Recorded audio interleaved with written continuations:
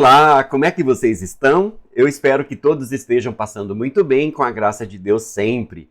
Pessoal, se eu dissesse a vocês que existe a história de uma cidade do Brasil que é digna dos grandes filmes de aventura de Hollywood, como Indiana Jones, bom, essa história e essa cidade existe e é isso que nós veremos na aula de hoje. Eu sou o professor Silvânio Barcelos e estamos dando continuidade aos nossos vídeos sobre história, geopolítica e atualidades, que são destinadas aos meus alunos da Escola Tiradentes de Cuiabá e também aos amantes do conhecimento em geral. Na aula de hoje nós falaremos sobre a história de Cuiabá, que é a nossa região.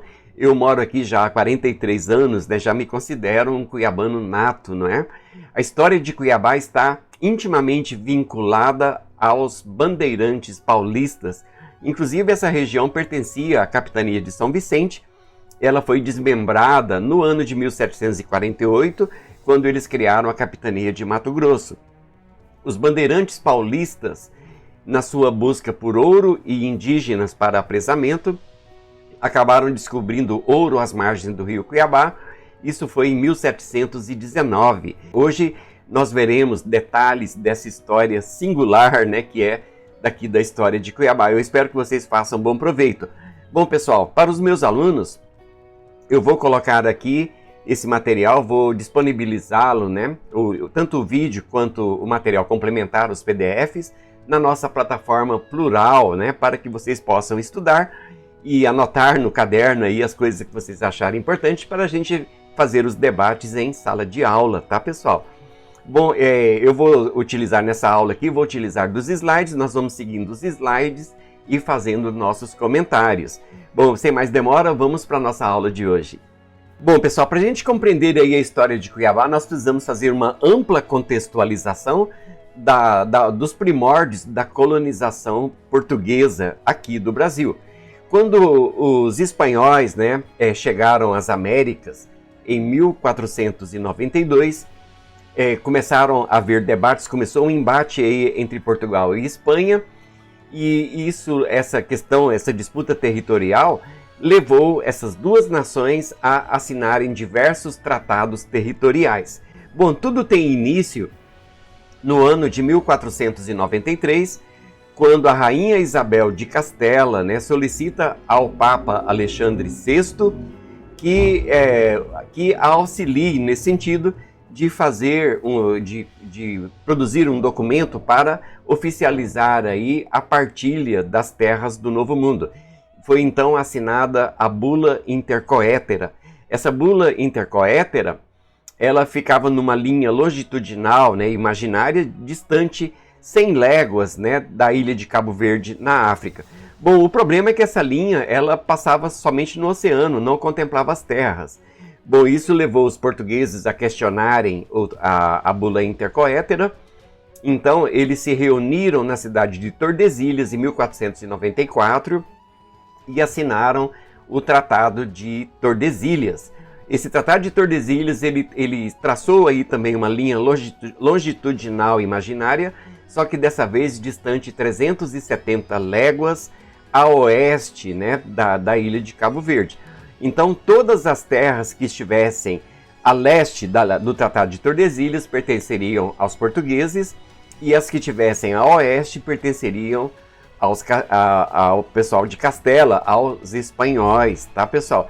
Então, os portugueses então dão início à exploração dessas terras. No começo, eles não tiveram grande interesse em transformar essas terras numa colônia, e se limitaram, né, à exploração do pau-brasil por 30 anos. Né? Foi quando chegou aqui a colônia portuguesa, aqui no Novo Mundo, a expedição de Martim Afonso de Souza, e eles resolvem, né, criar as capitanias hereditárias.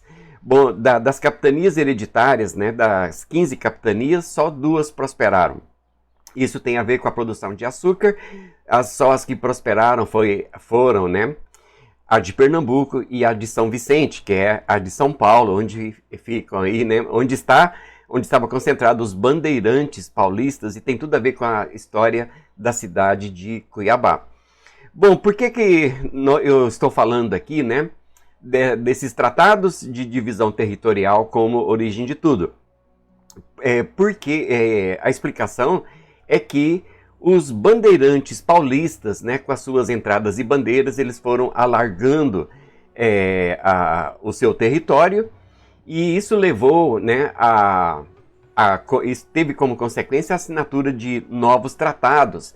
Nós tivemos aí o Tratado de Utrecht, o Tratado de Madrid, assinado em 1750, que puxou essa linha, né, essa linha longitudinal para mais ou menos próxima aí a cidade de Belém, no norte, e a cidade de Desterro, em Santa Catarina.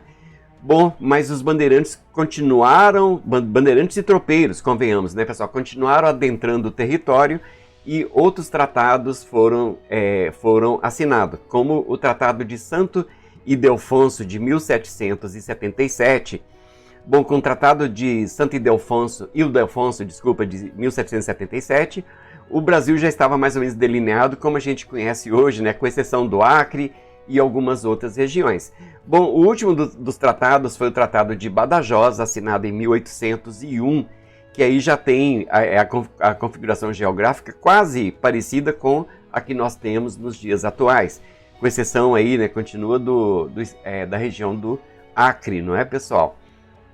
Bom, mas aí uma pergunta que nós devemos nos fazer é o seguinte: por que foram assinados os tratados?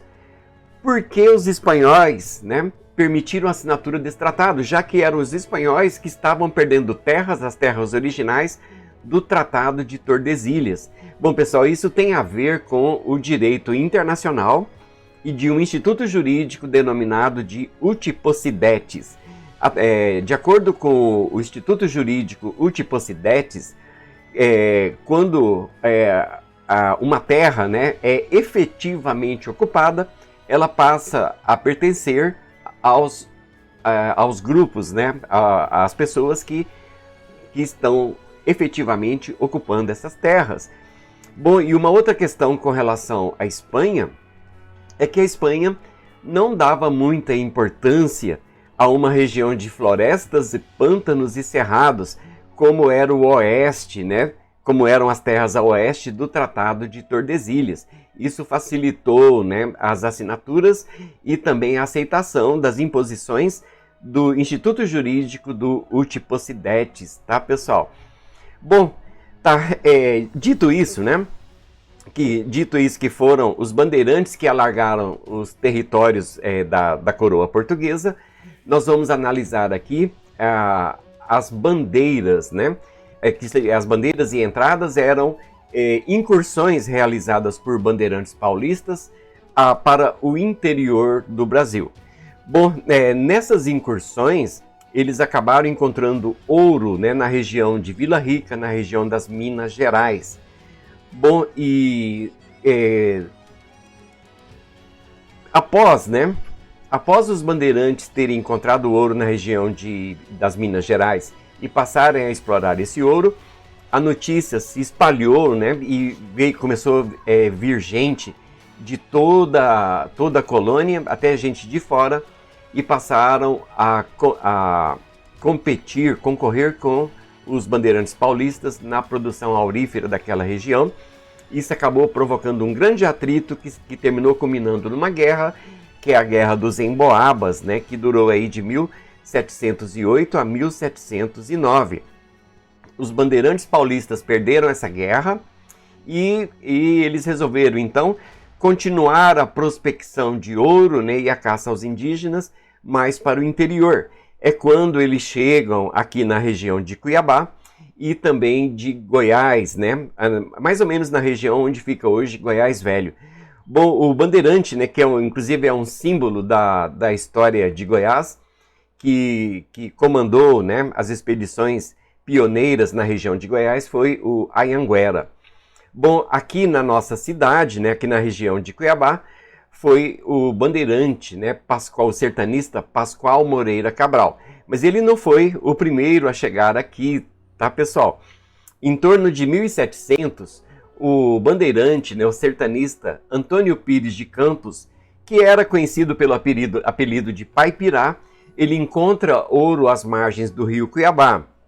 Bom, ele manda uma comunicação para Pascoal Moreira Cabral, que imediatamente, né, ele organiza expedições para vir a essa região, tá, pessoal? Estava aí nascendo, né, aqui as minas do Cuiabá.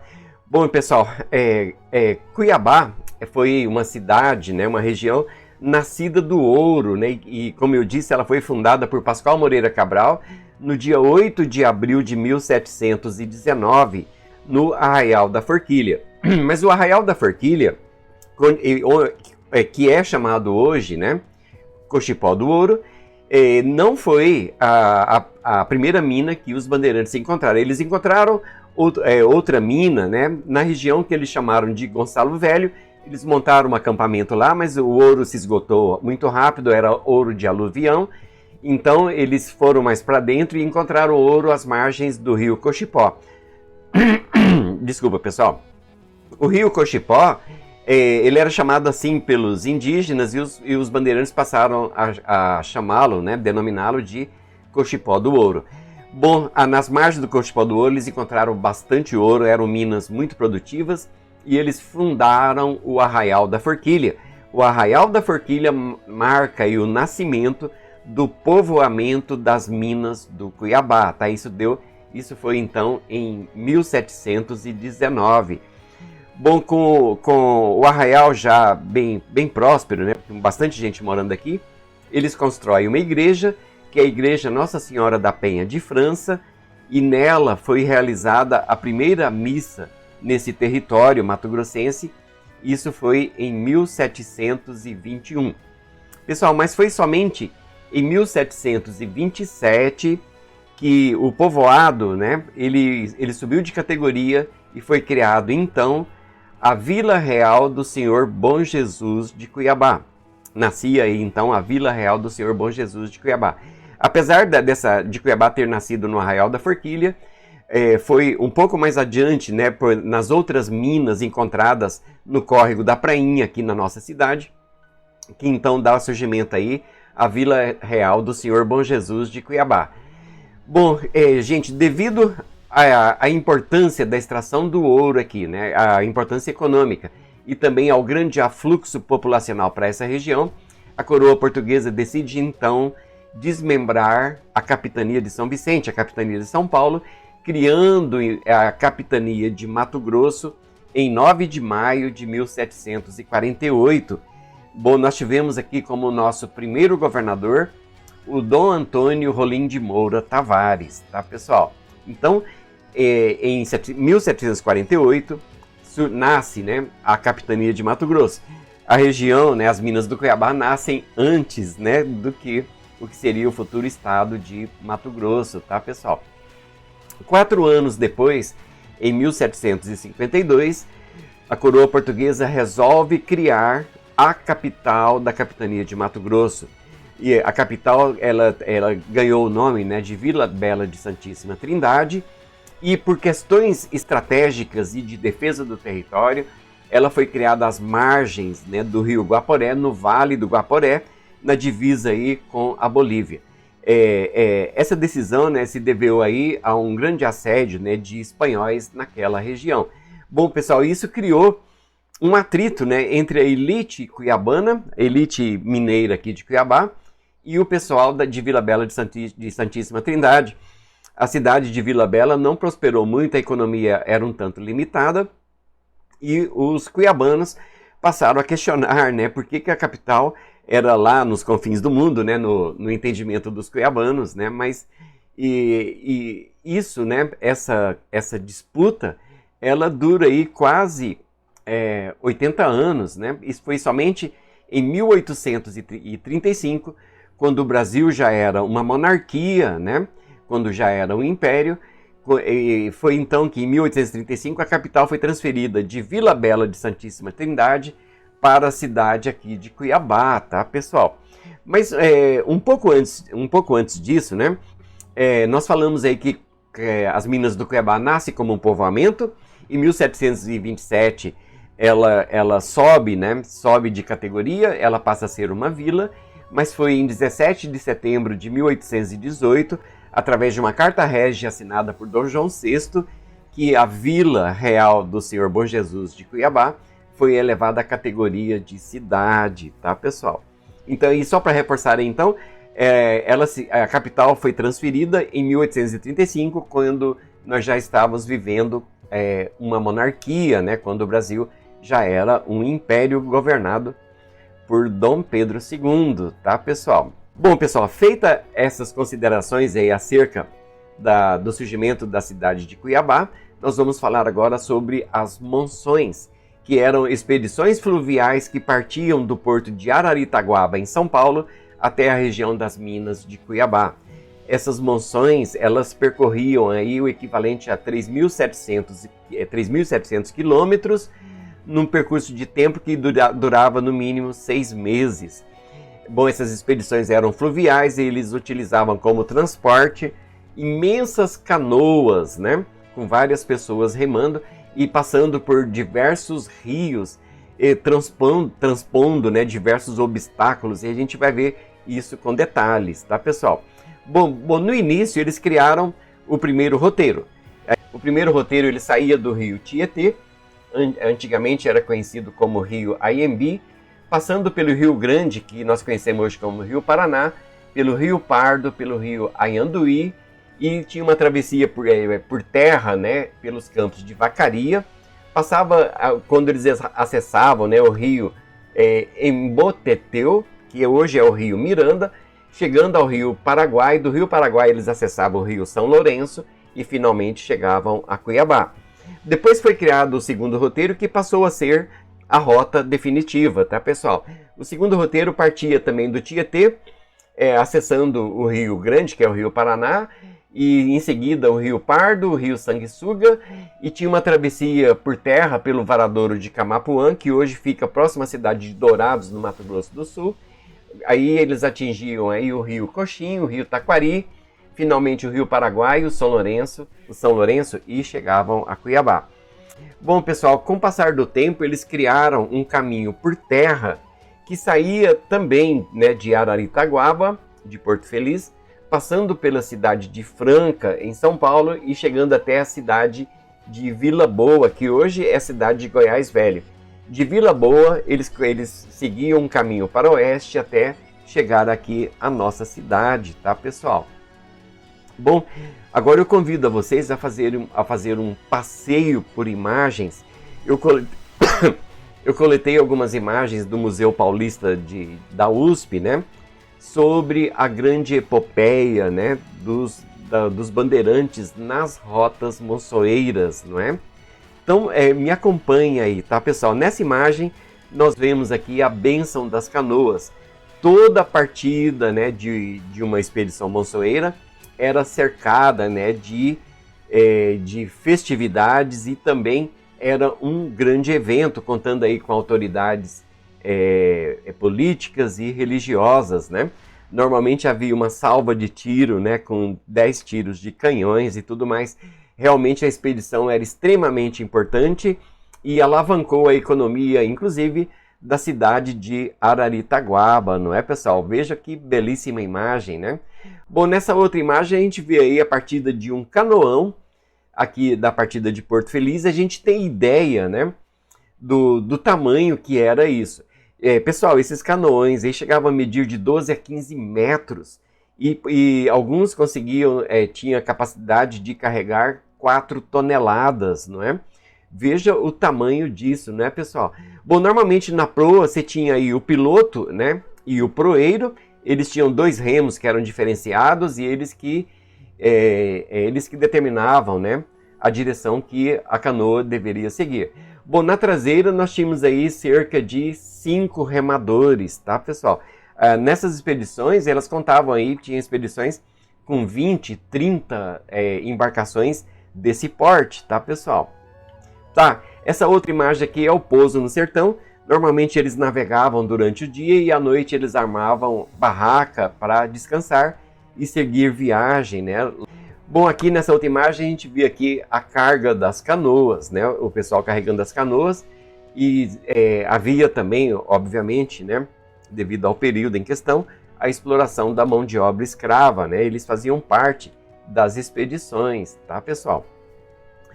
Bom, sobre o transporte das canoas monçoeiras, né, nós temos aqui uma imagem que está dessa canoa, uma foto de um resto de um canoão que está no museu, se não me falha a memória aqui, no museu da USP, tá?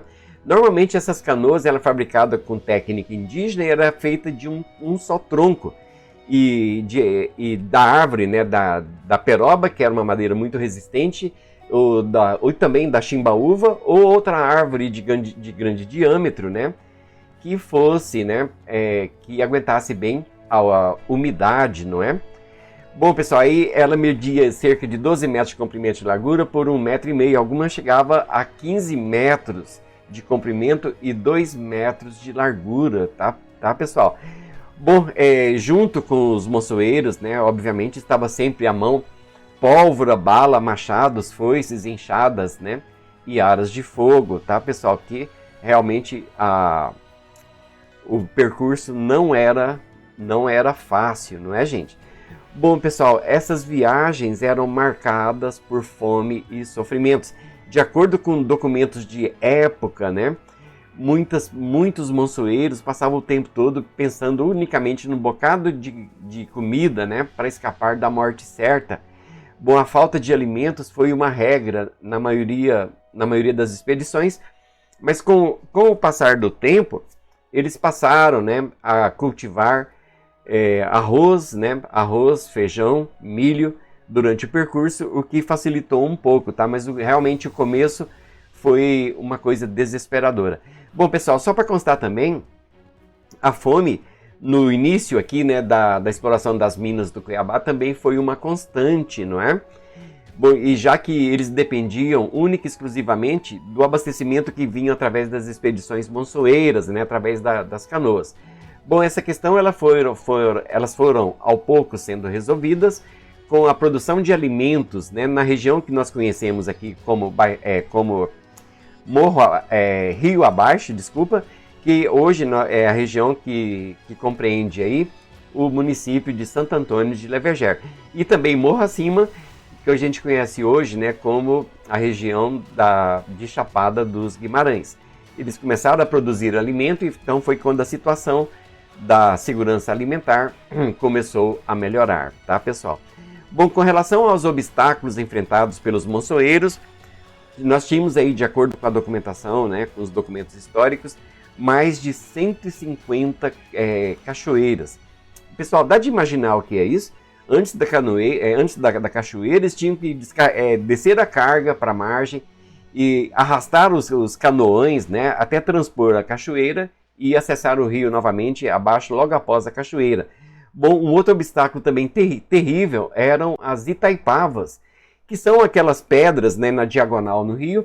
Normalmente elas causavam grandes prejuízos, né? Então o proeiro tinha que ficar sempre com o olhar atento para evitar bater nessas pedras, né, que às vezes estavam um pouquinho abaixo da flor d'água, tá, pessoal? Bom, e já chegando aqui nas nossas conclusões, tinha também um grande problema, que era o confronto com os indígenas. Centenas de indígenas habitavam essa região, mas 3 se destacavam por sua obstinada capacidade de defender o seu território. Bom, e entre essas etnias nós destacamos aí os Aimorés e também os Guaicurus e Paiaguás. Pessoal, com relação aos Paiaguás, a imagem deles, na memória deles, está entranhada na cultura cuiabana. O nosso palácio, ele leva o nome de Palácio Paiaguás. Nós temos um shopping aqui, um dos shoppings aqui da nossa cidade, o Shopping Três Américas, tem várias estátuas, né, dos indígenas Paiaguás, tá? Temos aqui também uma avenida que é chamada de Avenida do CPA, que ali tem vários prédios, né? Que no saguão de entrada nós temos aí uma estátua de um rosto, né, muito grande aí dos indígenas Paiaguás. Bom, os Paiaguás fazem parte da cultura cuiabana, né? Pena que pouca gente saiba disso, não é? Bom, pessoal, com relação aos Guaicurus, essa etnia, eles se apropriaram de alguns cavalos que foram abandonados pelos espanhóis e eles aprenderam, né, a arte da equitação e, na verdade, eles transformaram esse cavalo numa fabulosa arma de guerra. Eles usavam o cavalo como escudo e utilizavam uma lança muito comprida, às vezes mais de 3 metros. Era realmente um grande problema encontrar esses indígenas. Várias expedições, né, desapareceram no contato com os guaicurus. Por outro lado, nós tínhamos aí na água o problema, né, o grande problema dos paiaguás, que eram considerados donos dos rios. Eles eram hábeis canoeiros, né? E também diversas expedições monçoeiras desapareceram nas mãos dos paiaguás, tá, pessoal? Bom, eu vejo isso como um elemento poderoso, né, da nossa história. Somos herdeiros também desses povos, não é? Pessoal, cultivar a nossa memória é contribuir, né, para a coesão social, para o sentimento de patriotismo, para o sentimento de pertença a um território, não é, pessoal? Eu tenho falado sempre isso com vocês. Bom, pessoal, eu espero que vocês tenham gostado dessa aula e se vocês gostarem, eu peço que se inscrevam no meu canal como uma forma de me ajudar, ativando o sininho para receber as notificações e também deixando like e principalmente comentários. Assim o algoritmo entende que o vídeo tem relevância e compartilha entre os contatos do canal, tá, pessoal? Bom, eu aguardo vocês no nosso próximo vídeo. Um grande abraço aqui do professor Silvânio Barcelos e até breve.